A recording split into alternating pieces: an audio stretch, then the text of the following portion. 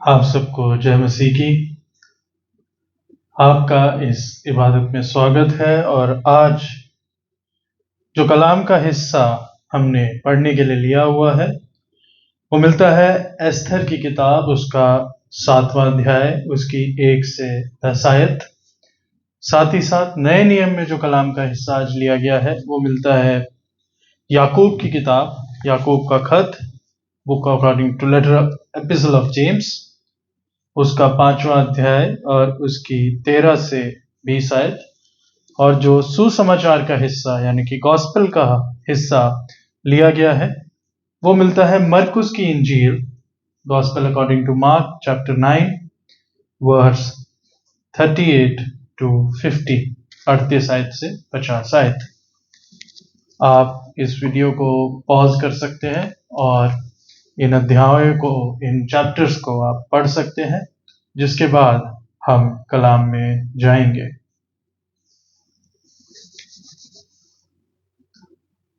अगर आपने पॉज कर लिया है और इन कलाम के हिस्सों को आपने पढ़ लिया है तो आइए हम कलाम में जाएं। इससे पहले कि हम कलाम में जाएं, आइए हम दुआ मांगे। कुदूस मेहरबान जिंदा खुदा, शुक्र करते हैं आज के इस समय के लिए जो तूने हमारी जिंदगी में दिया। शुक्र करते हैं परमेश्वर इस कलाम के लिए जो तू मुझे देता है। धन्यवाद देते हैं इस मौके के लिए जो इस योजना में तूने दिया कि हम परमेश्वर इस कलाम को दुनिया के हर एक हिस्से में लोगों के साथ बांट सके। जो कोई भी प्रभु जी इस वचन को सुनता है, होने देना कि जो तेरी मर्जी हो वो इस कलाम से पूरा हो। और आज किस दुआ के साथ, किस मर्जी के साथ, किस योजना के साथ इस कलाम तक ये शख्स पहुंचे हैं, परमेश्वर वो तेरी मर्जी है। हम इस कलाम से सीखें, जानें और इसे अपनी जिंदगी में चलाने वाले, डालने वाले हो सके। इस पूरी मंडली को जो यहाँ इकट्ठा है, इस वचन को मेरे हाथों में सौंपते हुए इस दुआ को खुदावंद यीशु मसीह के नाम में ऊपर मांगते हैं, आमीन। यहूदियों का एक फेस्टिवल है, एक त्योहार यहूदी मनाते हैं और वो त्योहार पुरीम नामक त्योहार है। उस फेस्टिवल का नाम है पुरीम। आज भी मनाया जाता है। आज से नहीं, करीब करीब 2-2.5 हजार साल पुराना ये त्योहार है। और ये जो त्योहार है, इस त्योहार की वजह एस्थर की कहानी है, एस्थर की किताब।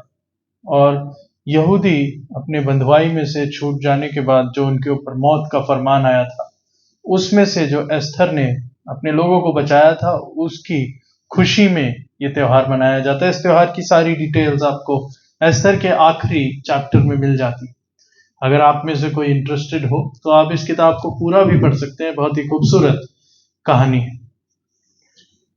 एस्थर की जो किताब है उसकी एक इंटरेस्टिंग बात है। इंटरेस्टिंग बात मैंने पहले भी बताई थी, सॉन्ग्स ऑफ सॉन्ग्स यानी कि श्रेष्ठ गीत के अंदर, श्रेष्ठ गीत के अंदर खुदा का नाम कहीं भी मेंशन नहीं। उसी तरीके से एस्थर भी ऐसी किताब है जिसमें कहीं पर भी खुदा का नाम मेंशन नहीं। एस्थर के अंदर जो भी आप पढ़ेंगे, ये लोगों के बीच में होती हुई एक कहानी है और एक बात है, ये सच्ची घटना है। और जब आप इसको पढ़ेंगे तो आप ये कहेंगे कि खुदा का नाम मेंशन नहीं है, तो ये किताब बाइबल में क्यों? और ये किताब, इससे क्या सीखे हम?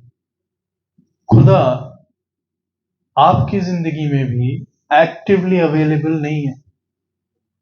मेरी बात को ठीक से समझिएगा। एस्थर की कहानी में खुदा एक्टिवली अवेलेबल नहीं है। इस किताब के अंदर खुदा एक्टिवली अवेलेबल नहीं है, जैसे मूसा के समय में था। मूसा के समय में मूसा पहाड़ पे चढ़ा, खुदा से डायरेक्ट बात करता था। अब्राहम खुदा से डायरेक्ट बात करता था। नूह, उसके समय में खुदा आया और नूह के साथ बात करता था। आदम और हव्वा के समय में खुदा डायरेक्ट बात करता था। लेकिन एस्थर की जो कहानी है उससे हम इसलिए रिलेट कर सकते हैं कि खुदा फेस टू फेस नहीं है, खुदा की आवाज कहीं नहीं है, पर जो खुदा ने बातें सिखाई है उन पे चलने की एक कोशिश। डायरेक्टली आपकी जिंदगी में भी खुदा आके कोई आवाज नहीं गड़गड़ा रही है, कोई बिजली नहीं कड़क रही है, आपको कोई विजन नहीं दिख रहे, लेकिन खुदा की आवाज जो है वो आप कलाम के जरिए सीखते हैं और उसके ऊपर चलते हैं, उसकी बातों पर भरोसा रख के अपनी जिंदगी को आगे बढ़ाते हैं। तो एक्टिव फेस टू फेस यहां पर खुदा की अवेलेबिलिटी नहीं है, लेकिन बैकग्राउंड में पीछे से हर जगह हर चीज में खुदा की नजर है, और उसी हिसाब से कहानी भी आगे बढ़ती है। जो बात मैं समझा रहा हूं ये आपको समझ में आएगी। खुदा हर चीज में दखल अंदाजी यहां पे नहीं कर रहा है। सवाल यह है, God does never actively interfere at all here, but does he interfere at all? खुदा एक्टिवली इस पूरी कहानी में कहीं इंटरफेयर नहीं कर रहा है, पर क्या खुदा इंटरफेयर बिल्कुल ही नहीं कर रहा है? यह सवाल है। आप जब सुबह अपने बिस्तर पर सो के उठते हैं, आपके डिसीजंस क्या होते हैं? सुबह उठ के आपने डिसीजन लिया कि मुझे ब्रश करना है, मुझे नहाना है, मुझे खाना खाना है, मुझे तैयार होना है, मुझे काम पे जाना है, मुझे स्कूल जाना है, मुझे कॉलेज जाना है। ये आपके डिसीजंस ऐसे ही रहेंगे। मंडे को भी यही रहेगा, ट्यूसडे को भी यही रहेगा, वेडनेसडे को भी, हर दिन आपका डिसीजन यही रहेगा। अगर आप क्रिश्चियन है, संडे का दिन है तो आपका डिसीजन ये रहेगा कि मुझे चर्च जाना है। ये आपकी प्लानिंग है पूरे दिन की। पर क्या आपको सुबह उठते ही पता है उस दिन आपके साथ क्या होगा? अगर आपको एग्जैक्टली पता लग जाए कि आज मैं बाथरूम में फिसल के गिरने वाला हूं या गिरने वाली हूं, तो क्या आप नहाने के लिए जाएंगे? अगर आपको पहले से पता है कि आज मैं जो गाड़ी चलाऊंगी और मेरा लाल बत्ती पे चालान कटेगा, रेड लाइट पे मेरा फाइन लगेगा, तो क्या आप उस रेड लाइट पे अपनी गाड़ी को रोकेंगे या चलाएंगे? रूल आपको पता है, डिसीजन आपके हैं, लेकिन जो होने वाला है, क्या आपको हर दिन वो बात पता है? क्या आप अपना पूरा दिन प्लान कर सकते हैं? आप ये प्लान कर सकते हैं कि मैं अपने काम पे जा रहा हूं, मैं अपने स्कूल में जा रहा हूं, मैं अपने कॉलेज में जा रहा हूं, लेकिन आप ये नहीं प्लान कर सकते कि आपके साथ उस दिन क्या होगा।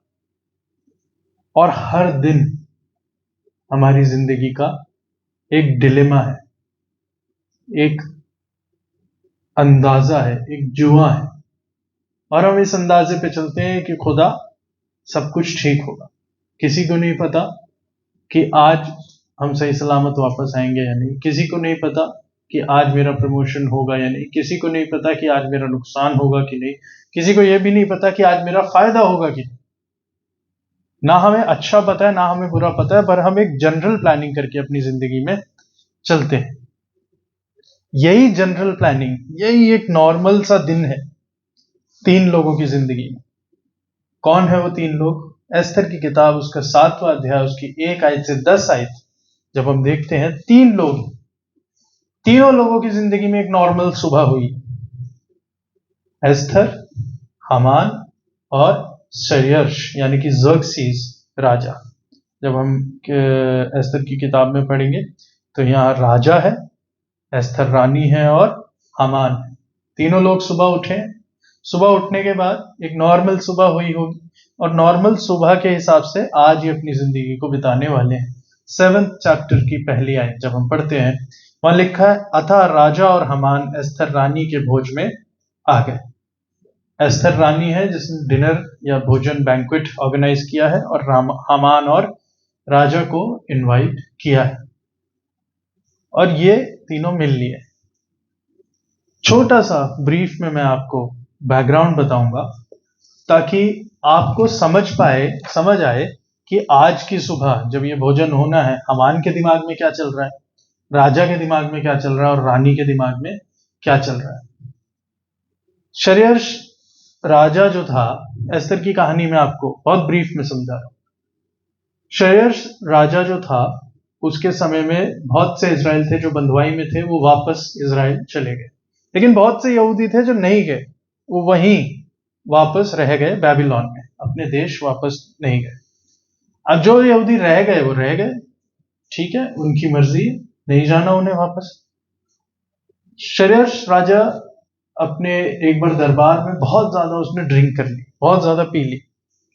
अब इतनी पी ली कि उसकी एक रानी थी वष्टी। उसने अपनी रानी से रिक्वेस्ट किया कि भाई आप आइए और आप आके क्या कहते हैं, मेरे दरबार में आप आके दिखाएं कि आप कितनी खूबसूरत हैं। और अगर इस कहानी को आप देखना चाहते हैं तो पहले अध्याय में ही मिल जाती है ये, ठीक है। जब आप पहले अध्याय में देखेंगे तो वो वष्टी रानी को अपने दरबार में बुलाता है जब वो दाक मधु में मगन था। पहले अध्याय की 10वीं आई। 7वें दिन जब राजा का मन दाक मधु में मगन था, तब उसने मेहमान बिचता, हरबोना, मिक्ता, अकबर, जेतेर, ककर्स नामक 7 खोजों को, जो शयर्स राजा के सम्मुख सेवा टहल किया करते थे, आज्ञा दी कि रानी वष्टी को राज मुकुट धारण किए हुए राजा के सम्मुख ले आओ, जिससे कि देश देश के लोग और हाकिम उसकी सुंदरता प्रकट हो जाए, क्योंकि वो देखने में सुंदर थी। अब ये राजा जो है बहुत प्राउड है अपनी वाइफ के ऊपर। उसने कहा कि भाई पूरी दुनिया देखे मेरी वाइफ कितनी खूबसूरत है। पर ये बहुत ही ज्यादा ऑफेंसिव लगा वष्टी को, जो रानी वष्टी है उसे बुरा लगा कि मैं कोई चीज नहीं हूं कि लोग आए और मुझे देखें। उसने इस चीज को, इस रिक्वेस्ट को राजा की डिनाई कर दिया। राजा की इस रिक्वेस्ट को डिनाई कर दिया। राजा को बहुत ज्यादा गुस्सा आया। राजा को पसंद नहीं आया कि ऐसा हुआ है मेरे साथ। राजा ने ये किया, राजा ने कहा अब इस रानी को हटाओ, मैं एक नई रानी चुनूंगा। उसने पूरे राज्य में अनाउंसमेंट करवाई कि जो भी लड़कियां हैं वो आए, और एक ब्यूटी पैजेंट जैसा हुआ, और उनमें से जो सबसे खूबसूरत होगी उसे मैं रानी करके चुनूंगा। इन सब में जो सबसे खूबसूरत लड़की चुनी गई इस ब्यूटी पैजेंट में, वो थी एस्थर। राजा को यह नहीं पता था ये यहूदी है। राजा ने सिर्फ उसकी खूबसूरती देखी, खत्म। उसे पसंद आई, ये रानी बन गई। एस्थर जब रानी बन गई तो एस्थर के समय में 2 सेवक थे जो राजा को मारने का षड्यंत्र कर रहे थे, जिन्होंने एक षड्यंत्र बनाया कि राजा को मारेंगे। वो ये कर ही रहे थे। मोर्देकाई नाम का एक आदमी है जो कि एस्थर का रिश्तेदार है, रिलेटिव है, अंकल है। उसने इन 2 सेवकों को सुन लिया। उसने राजा को इन्फॉर्म किया और राजा की जान को बचा लिया। अब मोर्देकाई ने राजा की जान को बचाया है तो ये बहुत ही अच्छी बात है। मोर्देकाई द्वारा राजा के प्राणों की रक्षा। मोर्देकाई को गिफ्ट दिए गए, इनाम दिए गए, बोला गया आप बहुत अच्छे इंसान हैं। ठीक है। इसी राजा के दरबार में एक और आदमी है जिसका नाम है हामान। हामान जो है वो राजा का एकदम राइट हैंड था। वो दरबार में से बाहर निकल रहा होगा। जब वो बाहर निकल रहा था, मोर्देकाई वहां खड़ा हुआ था। सब लोगों ने हामान को सलाम किया। जब हामान को सलाम किया या उसके आगे सर झुकाया, मोर्देकाई ने सर नहीं झुकाया, जो कि एस्थर का अंकल है। हामान को यह बात बुरी लग गई। हामान चिढ़ गया। हामान ने कहा कि ये कौन है जो इतना ज्यादा अकड़ में है। हामान ने राजा के सामने ये बात रखी कि राजा, आपके राज्य में कुछ लोग ऐसे हैं जो अपने खुदा को मानते हैं और उनका अलग सेक्ट है, और वो बाकियों के आगे अपने आप को बहुत बड़ा समझते हैं, किसी को कुछ नहीं समझते, और ये और वो और ऐसा और वैसा। और हम क्या करेंगे, हम इन लोगों को मार देंगे। जब ये षड्यंत्र हामान ने रचा तो हामान की एक आदत थी कि उसने वो डाइस फेंकता था, और उसने डाइस फेंकी और उस डाइस में जो डेट निकली उस डेट के हिसाब से उस दिन वो उन लोगों को मार देगा। राजा नशे में धुत था। उसने अपनी अंगूठी उतारी। उसने कहा ये ऑर्डर पे ओके कर दो। हामान ने डाइस फेंकी और डाइस जो फेंकी वो 12वें महीने पे आ गई। तो हामान ने एक डिक्लेरेशन किया कि अभी से 12वें महीने पर, ये डेट के ऊपर, 12वें महीने के 13वें दिन पर सारे यहूदियों को मार दिया जाए। जो डाइस है, डाइस का जो इब्री वर्ड है उसे कहते हैं पूर, और जब 2 डाइस फेंकी जाए तो उसको कहते हैं पुरीम। सिंगुलर इज पूर, डबल इज पुरीम। तो जो ये डाइस फेंकी गई, इस डाइस के जरिए हामान ने ये डेट निकाली, और उन डाइस को कहते हैं पुरीम। बस उसने एक नंबर निकाला और राजा के ऊपर एक मोहर लगवा दी कि जो भी यहूदी हैं वो 12वें महीने के 13वें दिन को मार दिए जाएंगे। ये खबर पूरे राज्य में फैल गई। सब जगह चिट्ठियां पहुंच गई कि उस दिन जो भी यहूदी हैं उनको मार दिया जाएगा, उनके लोगों को, उनके सामानों को। मोर्देकाई भी यहूदी था, एस्तर भी यहूदी थी। मॉर्देकाई को ये बात सुन के बहुत दुख हुआ और मॉर्देकाई ने एस्तर से सहायता मांगी। एस्तर चाहती तो अपने कंफर्ट जोन में रह सकती थी, शांति से अपनी जिंदगी बिता सकती थी, लेकिन उसे अपने लोगों का पेन नजर आया और उसने कहा कि ये मेरे लोगों का दुख है और मैं अपने लोगों को कैसे मरता हुआ देख सकती हूँ। उसने कोशिश करी, ठीक है मैं इस चीज को ठीक करने की कोशिश करती हूँ। उसने राजा के पास गई और उसने राजा को बोला कि मेरे घर पे भोजन के लिए आओ। उसने एक बैंक्वेट ऑर्गेनाइज किया। घर से ये मतलब नहीं है कि राजा अलग रह रहा, रानी अलग रह रही, रानी का एरिया अलग है उसी किले में। और जब ये बात हुई तो उसने बोला कि राजा आए, राजा के साथ हामान भी आए। तो राजा और हामान बहुत खुश हो गए। राजा और हामान आए और उस बैंक्वेट में आ गए और बैठ गए। ये फर्स्ट डिनर है जिसमें एस्तर रानी ने इन्हें बुलाया है। जब इन्हें बुला लिया है, बुलाने के बाद एस्तर ने खाना किया। राजा बहुत ज्यादा खुश हुआ, ये नई वाली रानी कितनी अच्छी है, मेरे को डिनर के लिए बुलाया, मेरे मिनिस्टर को भी बुलाया, मेरा ख्याल रख लिया। राजा फिर शराब पीने लग गया, इतना दाक मधु पी लिया कि उसने फिर बोला कि रानी जो तू चाहती है, तू अगर चाहती है आधा राज्य भी तुझे दे दिया जाए तो वो भी मैं दे दूंगा। और हमान भी वहां बैठा था, हमान भी बहुत खुश था। रानी ने कहा नहीं नहीं, मैं आपकी सेवा कर रही हूं, जो भी मुझे चाहिए मैं अगली बार आपको एक और बार कल फिर बुलाऊंगी और कल हम इस चीज को देखेंगे कि मुझे क्या चाहिए, अगर आप दे सकते हैं तो आप दे दीजिएगा। फर्स्ट डिनर हो गया। अब राजा क्यूरियस बैठा हुआ है, सोच रहा होगा ऐसी क्या चीज है कि ये 2 दिन लगा रही है मांगने में। राजा ने बोला होगा जो चाहिए बोलो। उसने कहा नहीं मैं कल आपको बताऊंगी, क्योंकि एस्थर भी डरी हुई होगी कि कैसे बोले वो राजा को। और कानून यह है कि राजा ने एक बार अगर एक चीज पास कर दी तो वो वापस नहीं ले सकता। मैं नई नई रानी हूं, पिछली रानी को इसने चेंज कर दिया, मुझे भी चेंज कर देगा, मेरे लोग मर सकते, कुछ भी हो सकता है।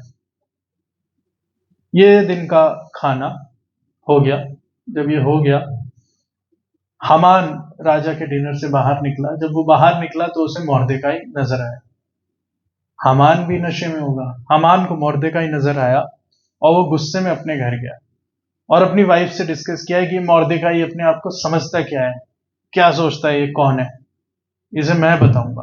12वें महीने के 11वें दिन 13वें दिन जब भी यहूदियों को मरना होगा वो तब मरेंगे, इसे तो मैं कल ही मारूंगा। हमान की वाइफ ने कहा हाँ ठीक है। अगर आप 5वें अध्याय की 14 आयत पढ़ेंगे तो वहां पर एक बात लिखी है, उसकी पत्नी जरेश और उसके सब मित्रों ने उससे कहा 50 हाथ ऊंचा फांसी का एक खंबा बनाया जाए और सवेरे राजा से कहना कि उस पर मॉर्देकाई लटका दिया जाए, तब राजा के संग आनंद से भोज में जाना। जिस डिनर के लिए हम बात कर रहे हैं उसके जस्ट पहले एक 50 फुट का 50 हाथ का एक खंबा हामान ने अपने घर के बाहर लटका दिया कि अब इस पे मॉर्देकाई को मैं लटकाऊंगा। राजा बैंक्वेट से फर्स्ट डिनर से अपने घर गया। राजा को नींद नहीं आ रही थी। जब राजा को नींद नहीं आ रही थी तो उसने एक बंदे को बुलाया, अपने नौकर को बुलाया और उसने कहा कि तुम जो भी इतिहास की किताबें हैं, मेरे बारे में जो कुछ भी लिखा हो वो पढ़ना शुरू करो, मुझे नींद नहीं आ रही तो मैं सुनना चाहता हूं। तो राजा के नौकर ने पढ़ना शुरू किया। जब राजा के नौकर ने पढ़ना शुरू किया कि राजा ने यहाँ जीती, ये जंग लड़ी, यहाँ जीता, ये हुआ, वो हुआ, ऐसा वैसा, करते करते करते करते कहानी यहां पर आई कि वो पढ़ने वाले ने बताया कि एक दिन राजा के ऊपर 2 लोग हमला कर रहे थे और मॉर्देकाई ने राजा के प्राणों को बचाया। राजा एकदम से उस बात पे उसने उस नौकर को रोका और उसने कहा मॉर्देकाई ने मेरे प्राण को बचाया, ये बहुत अच्छी बात है, मुझे याद है, मॉर्देकाई के लिए मैंने क्या किया। तो नौकर ने बताया कि आपने मॉर्देकाई के लिए कुछ नहीं किया। राजा सोच में पड़ गया कि भाई इसकी वजह से आज मैं जिंदा हूं और इसके लिए मैंने कुछ भी नहीं किया है। राजा ने सोचा है कि मॉर्देकाई को मैं की प्राण प्रतिष्ठा करूंगा, उसको इज्जत दूंगा। अगले दिन राजा बैठा हुआ ये बात सोच रहा था कि एक इंसान की इज्जत अफजाई कैसे की जाए। वो ये बात कर ही रहा था, तभी हमान आया ये सोचकर कि मॉर्देकाई को उस 50 फीट के खंबे पे मरवाना है, राजा को इसके बारे में मैं बोलूंगा, कान भरूंगा। हमान अंदर आता है, मॉर्देकाई के बारे में बोलने ही वाला होता है। राजा उससे पूछता है, भाई हमान, ये बताओ, एक आदमी की इज्जत अगर करनी हो तो कैसे की जाए। हमान ये सोचा कि राजा शायद मेरी इज्जत करेगा। हमान ने जबरदस्ती और बढ़ा चढ़ा के बोल दिया, उसको बैंजनी कपड़े पहनाए जाए, उसको घोड़े के ऊपर बिठाया जाए, उसको पूरे नगर में घुमाया जाए, सोना पहनाया जाए, चांदी पहन, सारी डिटेल इस कहानी में।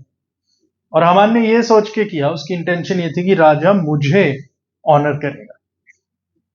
अब ये सुनते ही राजा ने कहा, बहुत बढ़िया हमान, बहुत बढ़िया सजेशन दिया है। एक काम करो, मॉर्देकाई को बुला लो और जो तुमने अभी मुझे बताया है ये सारी बातें हम मॉर्देकाई के लिए करेंगे। उसके लिए बैंजनी कपड़े बनाओ, सोना चांदी सब उसको उड़वाओ और पूरे घर में, पूरे नगर में उसे घुमाया जाए और तुम उसका घोड़ा पकड़ के घूमोगे। अब हमान चाह क्या रहा था, मॉर्देकाई को मारना। और हुआ क्या है कि हमान की बातें उल्टी पड़ गई। अब हमान दांत पीसते हुए, गुस्से में, खुंदक में, परेशानी में, फ्रस्ट्रेशन में, किसी तरह उसने उस पूरे नगर में मॉर्देकाई को घुमाया होगा। और हमान फ्रस्ट्रेटेड होगा भी कि जिसके लिए खंबा बनाया था, आज उसका घोड़ा लेके मैं घूम रहा हूं। और ये फ्रस्ट्रेशन के बाद मॉर्देकाई की इज्जत हो गई, सब हो गया। अब हमान डबल चार्ज हो चुका है, डबल गुस्से में। एस्थर अपने सेकंड बैंक्वेट की तैयारी कर रही है और राजा नॉर्मल अपनी जिंदगी को जी रहा है और अपनी जिंदगी में अगले दिन का वेट कर रहा है कि आज मैं सेकंड डिनर पे जाऊंगा। ये 7वें चैप्टर तक हम आए हैं। ये मैंने कहानी को आपको शॉर्ट में समझाया है और जो डिटेल जो इंपॉर्टेंट थी वो आपको मैंने बताई है। इस दिन की सुबह कैसी है? कल रात को हमान मॉर्देकाई को घोड़े पे घुमा के पूरे नगर में प्राण प्रतिष्ठा करके आया। आज सुबह वो सेकंड डिनर में जा रहा है और हमान जो है बहुत ही फ्रस्ट्रेटेड हो रखा है कि भाई ये कैसे हो गया। आज के खाने पे तो मैं राजा को बताऊंगा कि क्या हमें करना है, क्या हमें नहीं करना है। अब हमान सेकंड मोस्ट पावरफुल इंसान है पूरे देश का।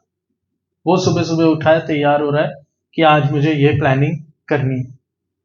सेम सुबह एस्थर भी उठी।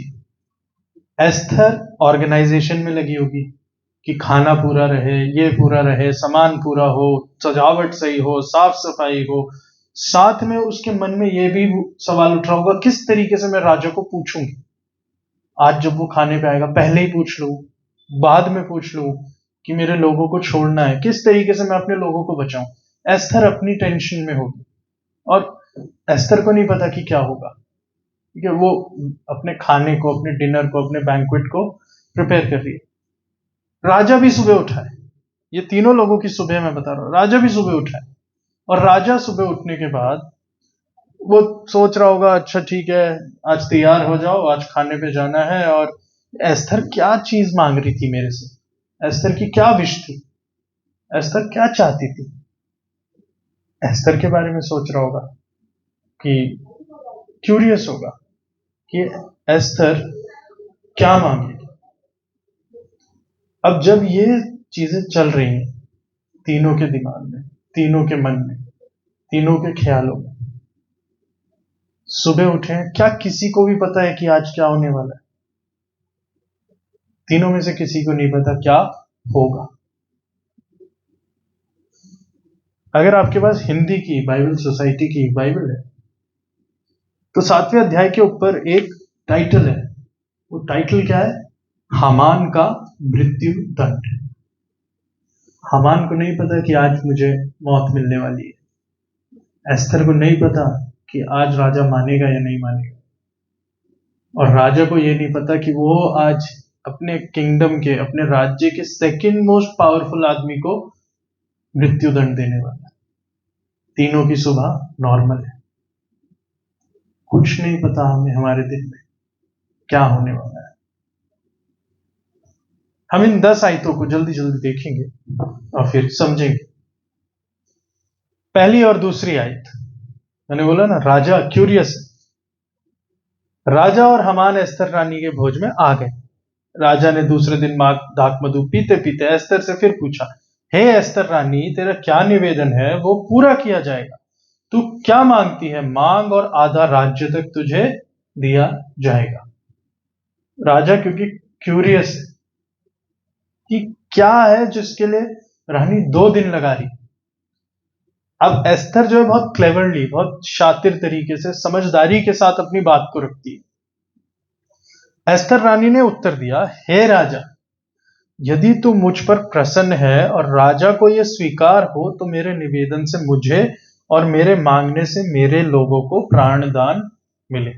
ये पहली लाइन है। दूसरी लाइन चौथी आयत में, क्योंकि मैं और मेरी जाति के लोग बेचे डाले गए हैं और हम सब घात और नष्ट किए जाने वाले हैं। यदि हम केवल दास दासी हो जाने के लिए बेच डाले जाते तो मैं चुप रहती, चाहे उस दशा में वो विरोधी राजा की हानि भर ना सकता। अब रानी एकदम ही हम्बल हो गई है कि राजा, मैं बस ये चाहती हूँ कि मुझे और मेरे लोगों को आप प्राण दान दे दीजिए, क्योंकि जो आपने आज्ञा डाली हुई है वो ये है कि 12वें महीने के फला दिन पर इन लोगों को मार दिया जाए, वो मेरे लोग। अगर वो मारे जाएंगे तो मैं भी मारी जाऊंगी। मैं तब भी चुप रहती अगर आप कहते पूरे राज्य के लोगों को बेच दो, सबको बंदी बना लो, वो भी सह लेती। लेकिन ये तो मार ही रहे हैं, तो ये मैं मांगती। अब ये जब रानी ने मांगा, अब राजा कंफ्यूज्ड है और उधर हामान भी कंफ्यूज्ड है, क्योंकि हामान को ये नहीं पता कि एस्तर रानी यहूदी है और मोर्देकाई की रिलेटिव है। कुछ भी हामान प्लान कर सकता था, नहीं। कुछ भी राजा प्लान कर सकता था, नहीं। कुछ भी एस्तर ने प्लान किया, नहीं। ये जो चीजें हो रही हैं इस खाने पे हो रही, ये ऐसी नहीं भी हो सकती थी और ऐसे ही हो गए। आगे क्या होता है, 5 और 6 आयत। एस्तर ने 5वीं आयत, तब राजा शरेश ने एस्तर रानी से पूछा, वो कौन है और कहां है जिसने ऐसा करने का निश्चय किया है। कौन है भाई जो तुझे और तेरे लोगों को मारने की हिम्मत कर रहा है, रानी के लोगों को। एस्तर ने उत्तर दिया, वह विरोधी और शत्रु यही दुष्ट हामान है। तब हामान राजा रानी के सामने भयभीत हो गया। अब जब राजा के सामने हामान का नाम ले लिया गया और हामान ने सब किया है, हामान की इंटेंशन यही रही है कि ये मोर्देकाई की वजह से सब लोग मार दिए जाएं, तो अब सारा सच सामने आ गया है। 7वीं आयत, राजा क्रोध से भरकर दाख मधु पीने से उठकर राजभवन की बारी में निकल गया और हामान ये देखकर कि राजा ने मेरी हानि ठान ली होगी, एस्तर रानी से प्राणदान मांगने को खड़ा हुआ।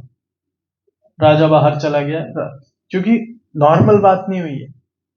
राजा का राइट हैंड है, राजा का सबसे इंपॉर्टेंट आदमी में से एक है। अब उसके खिलाफ इतना बड़ा एलिगेशन, वो भी उसकी रानी की तरफ से आ गया है। राजा क्या करे, राजा सोचने के लिए बाहर चला गया, टेंशन में आ गया। बाहर गया, बाहर दाख मधु पीने लग गया। 8 और 9 आयत, 8 से 10 आयत में पढ़ दूंगा। जब राजा राजभवन की बारी में दाख मधु पीने के स्थान में लौट आया, तब क्या देखा कि हामान उसी चौकी पर जिस पर एस्तर बैठी है झुक रहा है। और राजा ने कहा, क्या ये घर ही में मेरे सामने ही रानी से बरबस करना चाहता है। राजा के मुंह से यह वचन निकला ही था कि सेवकों ने हामान का मुंह ढाक दिया। चौकी मतलब कुशन। उस कुशन के सामने हामान झुका हुआ होगा और बिल्कुल ही दया की भीख मांग रहा होगा। राजा अंदर घुसा, उससे जो सीन दिखा वो बहुत ही गलत दिखा। और जो गुस्से में था उसने देखा, उसने कहा, ये तो मेरे घर में ही मेरी वाइफ को के ऊपर चढ़ा आता है, और जितना बोला ही था वो राजा है। नौकर आए, नौकरों ने उसका मुंह ढाक दिया। तब राजा के सामने उपस्थित रहने वाले खोजो, खोजो मतलब नौकर में से हरवोना नाम एक ने राजा से कहा, हामान के यहाँ 50 हाथ ऊंचा फांसी का एक खंबा खड़ा है, जो उसने मोर्देकाई के लिए बनवाया है, जिसने राजा के हित की बात कही थी।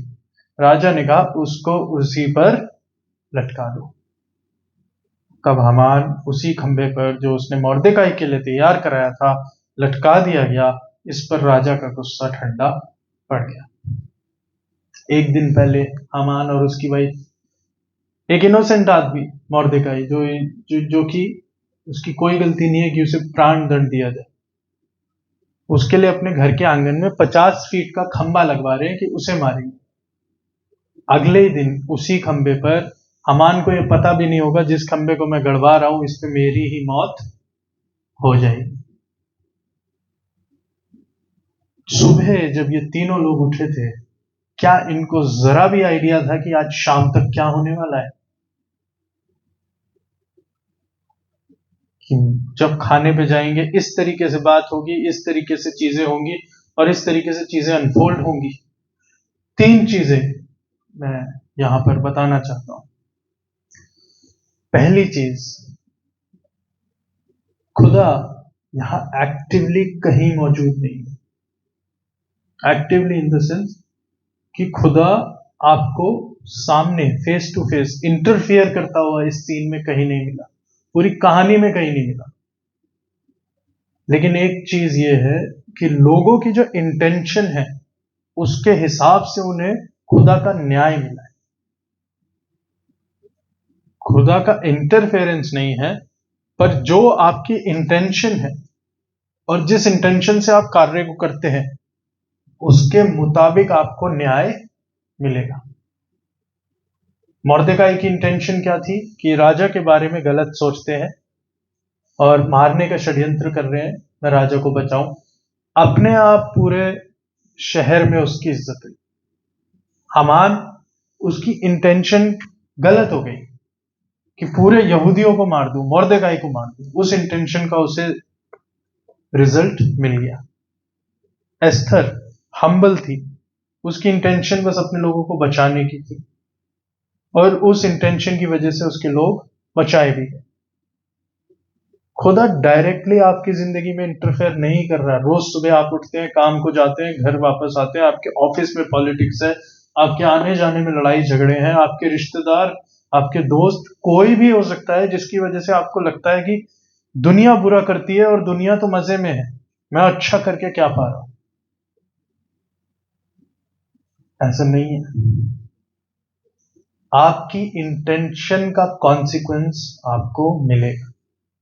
अगर आपकी इंटेंशन अच्छी है उसका कॉन्सिक्वेंस अपने आप अच्छा होगा। अगर आपकी इंटेंशन बुरी है उसका कॉन्सिक्वेंस अपने आप बुरा हो जाएगा। पहली चीज। दूसरी चीज, हर दिन आप नहीं जानते कि आपकी जिंदगी में क्या होगा। ये 3 लोग सुबह उठे, एक प्रधानमंत्री है, एक राजा है, एक रानी है। किसी को नहीं पता था कि आज पूरे दिन में क्या होने वाला है। आप जब सुबह उठते हैं आपको नहीं पता आज के दिन मेरे साथ क्या होने वाला है, अच्छा या बुरा। तो चिंता करके उसको आप बदल नहीं सकते। पर अगर आप सही काम कर रहे हैं तो आपको चिंता करने की जरूरत भी नहीं। और अगर आप गलत कर रहे हैं तो अपने आप आपकी जिंदगी में नुकसान हो। और अगर आप सही करते हैं तो नुकसान अगर हो भी रहा होगा तो भी वो ठीक हो जाएगा। एस्थर की जिंदगी में बहुत बड़ा नुकसान आ गया था कि उसके सारे लोग मार दिए जाने वाले थे, पर क्योंकि उसकी इंटेंशन से, मॉर्देकाई की इंटेंशन से ही थी, चीजें ठीक हुई। और हमान जो कि मोस्ट पावरफुल आदमी है, दूसरों को मारने की ताकत रखता था, जब वो सबसे ज्यादा पावर में था तब भी उसकी जिंदगी चली गई। हर सुबह आप नहीं जानते कि आज मेरे साथ क्या होने वाला है। और तीसरी और आखिरी बात जो इस कहानी से हम सीखते हैं वो ये है कि आप अपने गुनाहों से भाग नहीं सकते। You cannot run away from your sin. गिनती की पुस्तक उसका 32 अध्याय, नंबर्स 32 उसकी 23rd वर्स, उसमें हिंदी में लिखा है, जान रखो कि तुमको तुम्हारा पाप लगेगा। जान रखो कि तुमको तुम्हारा पाप लगेगा। पर इंग्लिश में और अच्छे से ये बात लिखी गई है, know that your sin will find you. तुम्हारा गुनाह तुम्हें अपने आप ढूंढ लेगा। जब इस पूरी कहानी को हम पढ़ते हैं और आप आपके सामने दो पैसेज और पढ़े गए, एक याकूब और एक मरकुस। याकूब की पत्री में जब हम आते हैं, याकूब उसका 5वां अध्याय, उसकी 13 से 20 आयत, मैं इसकी सिर्फ 16वीं आयत देखूंगा। याकूब एक इंटरेस्टिंग पर्सन है, कभी मौका मिलेगा हम याकूब के बारे में बात करेंगे। याकूब चेला नहीं है, याकूब खुदा के भाइयों में से एक, यीशु मसीह के का भाई था वो, और वो यीशु मसीह को पहले से जानता होगा जब यीशु मसीह की मिनिस्ट्री शुरू भी नहीं हुई। तो जब यीशु मसीह का रेजरेक्शन हो गया था, पुनरुत्थान हो गया था, उसके बाद यरूशलेम का जो चर्च था उसको हैंडल याकूब कर रहा था। और यहाँ बहुत परसिक्यूशन था रोमन्स की वजह से, यहूदियों की वजह से, और लोगों को मार दिया जाता।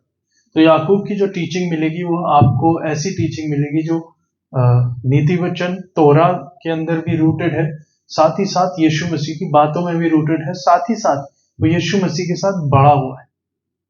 तो बहुत सी ऐसी बातें हैं जो याकूब को शायद अनऑफिशियली भी पता होंगी, जो वो ज्यादा जानता है चेलों से, इसलिए याकूब की पत्री जो है और इंटरेस्टिंग हो जाती है। जब हम याकूब की पत्री की 5वें अध्याय की 16 आयत को जब आप पढ़ते हैं तो वहां पर एक बात लिखी, वहां लिखा है, धर्मी जन की प्रार्थना के प्रभाव से बहुत कुछ हो सकता है। पिछले पैसेज में हमने ये समझा कि खुदा डायरेक्टली इंटरफेयर नहीं कर रहा है, लेकिन जब खुदा से प्रार्थना की जाती है तो उससे बहुत कुछ हो सकता है। आप परेशानी में हैं, आप प्रार्थना करें। आप मुश्किल में हैं, आप प्रार्थना करें। आप खुदा से जो मांगना चाहते हैं आप प्रार्थना करें, लेकिन आपकी इंटेंशन सही होनी चाहिए और आपका कार्य, आपके एक्शन सही होने चाहिए। तो धर्मी जन की, किसी और की नहीं, धर्मी जन की प्रार्थना से के प्रभाव से बहुत कुछ हो सकता है। ये हमें पहचानना है क्या हम धर्मी हैं। और अगर आप अपने आप को धर्मी कहते हैं तो इस बात से साबित होगा कि आपके कार्यों में, आपके एक्शंस में आपकी इंटेंशन क्या है। हम सब इंसान हैं और खुदा हमारी दुआओं को सुनता है। खुदा है, पर हमारे एक्शंस का क्या?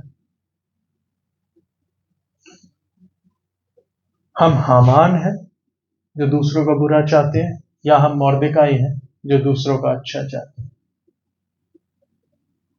आखिर में मरकुस की इंजील में से 2 आयतें पढ़ के मैं खत्म करूंगा। मरकुस उसका 9वां अध्याय, उसकी 49 और 50th वर्स।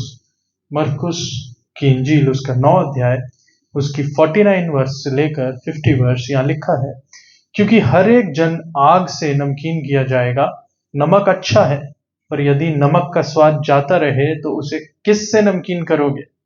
अपने में नमक रखो और आपस में मेल मिलाप से रहो। अगर नमक का स्वाद चला गया तो उसे किससे तुम नमकीन करोगे? नमक अच्छा है। नमक का मतलब यह है, नमक अपने आप में कुछ नहीं कर सकता, पर अगर नमक ना हो तो कुछ भी आप बना लीजिए उसमें टेस्ट नहीं आएगा। नमक ज्यादा हो जाए तो खराब हो जाएगा, नमक कम हो जाए तो खराब हो जाएगा। नमक, क्या हम दूसरों की जिंदगी के लिए वो नमक हैं जो उनकी जिंदगी में टेस्ट खराब कर रहे हैं, या उनकी जिंदगी का टेस्ट खत्म कर रहे हैं, या उसे एनहांस कर रहे हैं? आपके एक्शंस और इंटेंशंस दूसरों के लिए अगर अच्छे हैं तो खुदा आपके लिए अपने आप चीजें सही करता चला जाएगा। क्योंकि नमक अपने आप के लिए कुछ नहीं कर सकता। नमक तभी यूजफुल है जब वो दूसरी चीजों में डाला जाए। इसलिए खुदा ने बोला है, तुम दुनिया के नमक हो। और इसीलिए पुर्रीम जो फेस्टिवल है, जो डाइस फेंक कर इजराइलियों की मौत के दिन को तय कर दिया गया था, उस बात को याद करके इजराइल आज भी उस फेस्टिवल को मनाते हैं कि एस्थर रानी के जरिए हम सब बचाए गए। पर एस्थर रानी नहीं, खुदा वहां पर काम करता था, जिसकी बातों के मुताबिक एस्थर और मोर्देकाई अपने आप को खुदा के लिए चलाते थे और खुदा की कही हुई बातों में अपने एक्शंस को रखते थे और उनके इंटेंशन सही थे। अगर वो दूसरों के लिए अच्छा चाहते थे तो खुदा ने अपने आप ऐसे जरिए पैदा किए कि उनके लिए चीजें अपने आप ठीक हो गई। अगर आपके इंटेंशंस ठीक हैं, आपके एक्शंस ठीक हैं, तो कॉन्सिक्वेंसेस अपने आप ठीक हो जाएंगे। तुम दुनिया का नमक हो। खुदा मुझे और आपको इस कलाम से हिदायत से बरकत बख्शे। आप सबको जय मसीह की। आइए हम दुआ मांगे। कुदूस मेहरबान जिंदा खुदा, शुक्र करते हैं आज की इस समय के लिए जो तूने हमें बख्शा है, इस कलाम के लिए जो तेरी तरफ से हमें आता है। और चाहते हैं जो लोगों ने सुना है, परमेश्वर इनके साथ होना और होने देना कि हम अपनी जिंदगी नहीं जानते सुबह उठते ही कि आज क्या होगा, पर तू वो खुदा है जो हमारी जिंदगी को चलाता है, तू हमें संभालता है। हमें दुनिया का नमक बनने की समझ दे और परमेश्वर हम तेरे जरिए अपनी जिंदगी को बढ़ा सके और आगे चला सके। इस दुआ को तेरे हाथों में सौंपते हैं और इस दुआ को खुदा यीशु मसीह के नाम में होकर मांगते हैं। आमीन।